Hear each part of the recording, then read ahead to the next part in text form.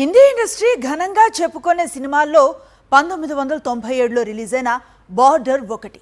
అలాంటి చిత్రానికి ఇప్పుడు సీక్వెల్ వస్తోంది.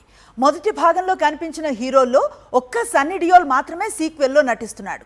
మిగతా స్టార్ కాస్ట్ మొత్తాన్ని మార్చేశారు. అయితే మొదటి భాగంలో సూపర్ హిట్ అయిన సందేశీ సాంగ్ను కూడా రీమిక్స్ చేశారు. 1971 India Pakistan war back drop లో సన్నీ డియోల్, జాకీ ష్రాఫ్, సునీల్ శెట్టి, అక్షయ్ ఖన్నా ప్రధాన పాత్రల్లో బార్డర్ తెరకెక్కిన సంగతి తెలిసిందే. జేపీ దత్తా దర్శకత్వంలో తెరకెక్కిన వార్ డ్రామా అప్పట్లోనే దాదాపు 70 కోట్లు కొల్లగొట్టి సంచలన విజయాన్ని సాధించింది. ఇప్పుడు 28 ఏళ్ల తర్వాత బార్డర్ కు సీక్వెల్ వస్తోంది. జనవరి 23న రిలీజ్ కు సన్నాహాలు జరుపుకుంటోంది.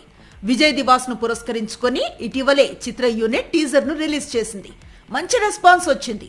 ఇప్పుడు ప్రమోషన్స్ లో భాగంగా మొదటి భాగంలో సూపర్ హిట్ అయిన సందేశే ఆతే హై పాట రీమిక్స్ వర్షన్ ను రిలీజ్ చేశారు. గదర్ సీక్వెల్ తో సన్నీ డియోల్ బాలీవుడ్ కు గ్రాండ్ కంబ్యాక్ ఇవ్వడంతో బార్డర్ సీక్వెల్ కు లైన్ క్లియర్ అయింది.